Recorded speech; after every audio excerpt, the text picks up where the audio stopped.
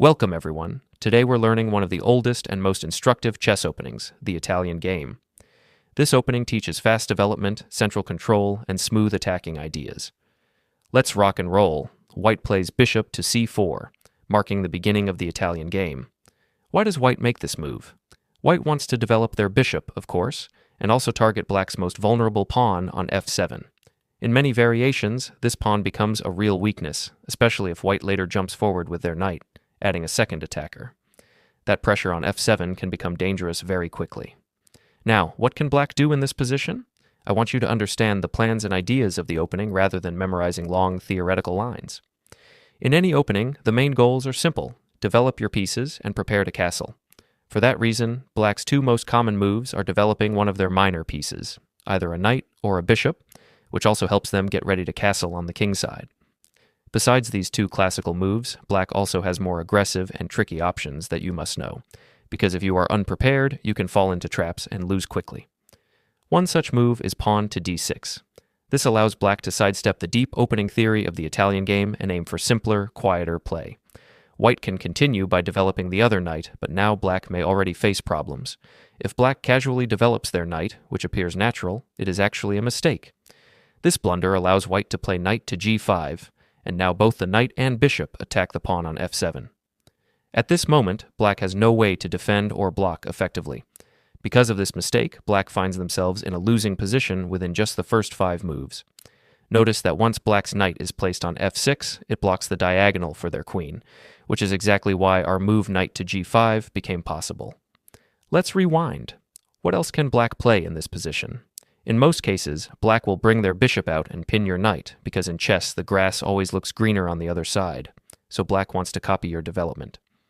By pinning your knight, they also create pressure, and it feels comfortable for Black. To this, you can simply play pawn to h3, kicking the bishop away. If Black wants to maintain the pin and continue putting pressure on your knight, they must retreat their bishop while keeping the pin.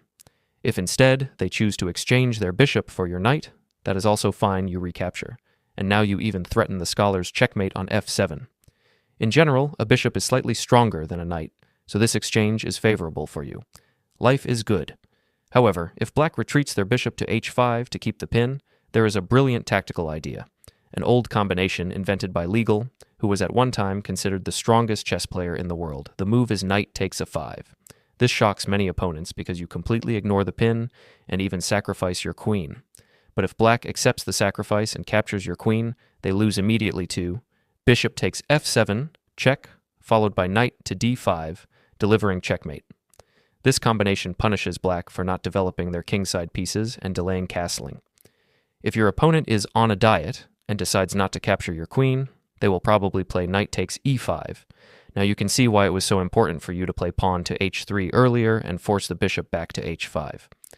Because of that move, you can now safely capture Black's bishop with your queen.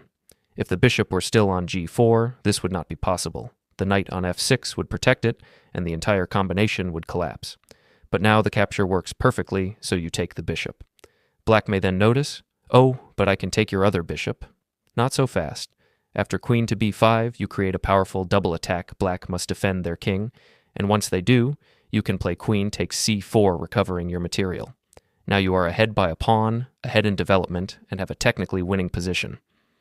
Another extremely tricky option for Black is knight to d4, known as the Blackburne-Schilling gambit.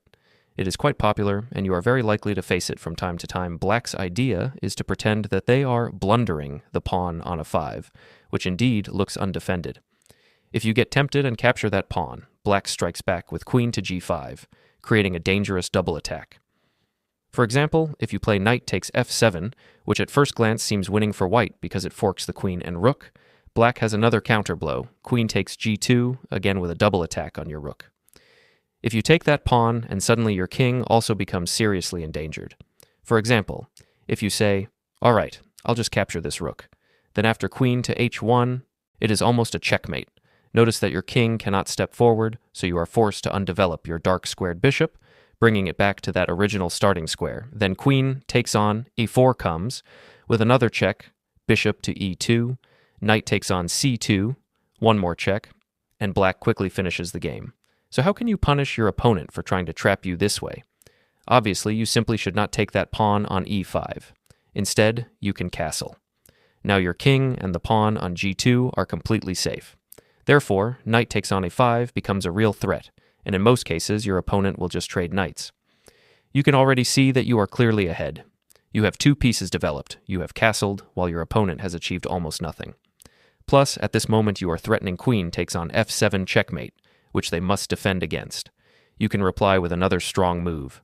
Pawn to d4.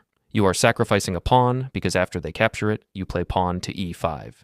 You want to push for that same type of scholar's mate pattern, but here it is fully justified. Now the knight is attacked and cannot move.